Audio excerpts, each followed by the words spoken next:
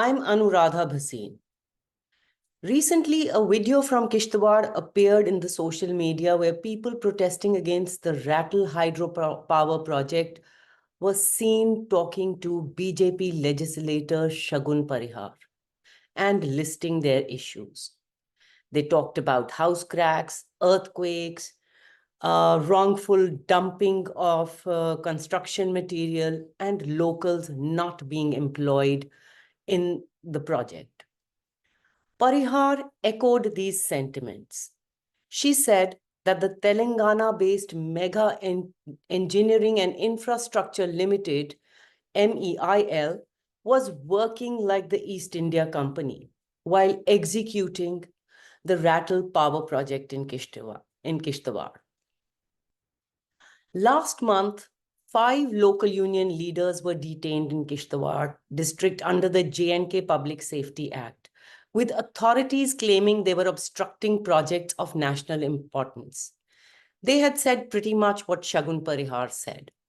The activists were protesting against hydropower projects, raising concerns about infrastructure damage from construction, environmental violations, air pollution, and inadequate land compensation. The government justified the detentions, citing political threats to public order and national security. They were even called 5 hardcore criminals by officials. 22 additional individuals were placed under surveillance for allegedly disrupting national projects. Another activist, Rahmatullah Ahmed, was also detained for challenging local administration on civic issues, particularly a waste management project. These detentions appear to be part of a broader pattern of cracking down on the environmental activists and civic activists in the region. The incident highlights ongoing tensions between the national development projects and the local community concerns in Jammu and Kashmir. We'll dwell on the development projects maybe in another episode. But as for these detentions, they highlight an abuse of power and an attempt to suppress legitimate local grievances.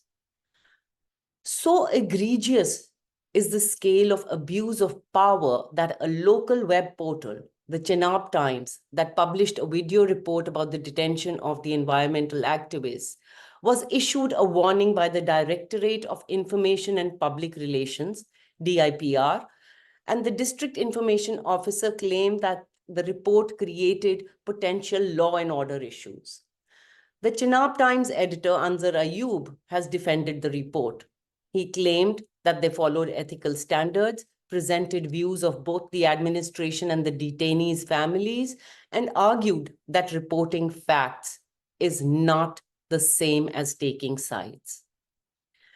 Ever since these incidents, there is an escalation in the existing pattern of repression in the region, with raids, surveillance, and intimidations. Close on the heels of these detentions, on 20th of November, 4 laborers from Kuwath village, Mehrajuddin, Sajjad Ahmed, Abdul Kabir, and Mushtaq Ahmed, were called to the army camp at Chas. At the army camp, the 4 men were allegedly ruthlessly beaten for hours.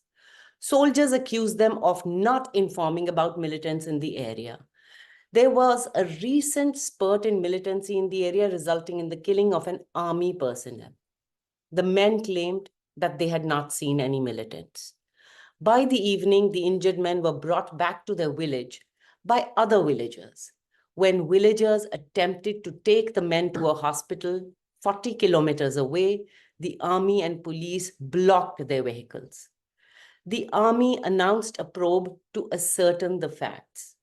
There was widespread criticism from across the political spectrum, including the Chief Minister Umar Abdullah, who demanded that the incident should be investigated. However, no FIR has been registered till date. Under the Union Territory, Jammu and Kashmir Assembly's powers are crippled, and the state government which was newly sworn in about 2 months ago, has lost control over security and policing.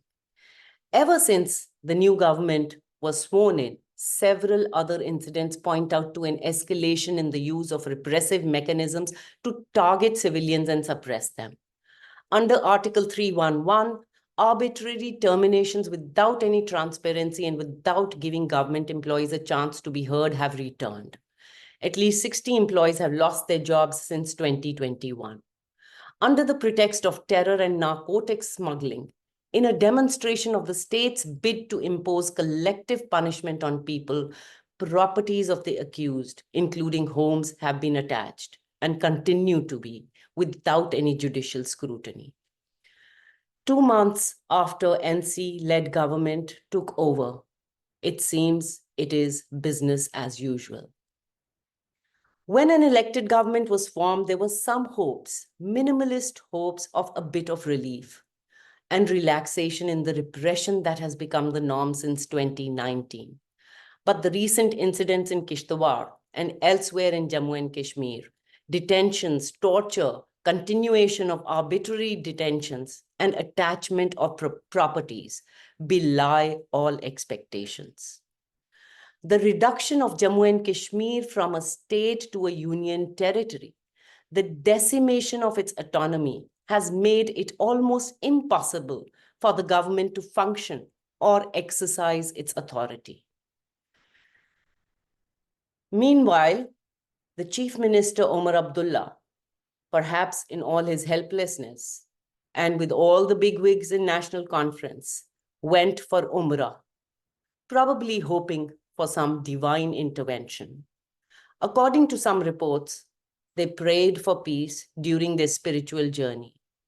While on their spiritual journey, they shot selfies and sent it to media organizations.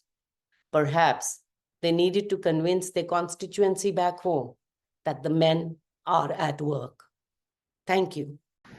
Hello, I'm Anuradha Bhasin, the managing editor of the Kashmir Times, which is now available in a digital format.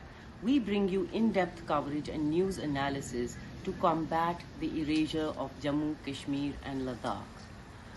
For this, we need your support. Join us in our fight. Become a member today by paying an amount of your choice. Also subscribe to our YouTube news channel and our newsletter for free. Thank you.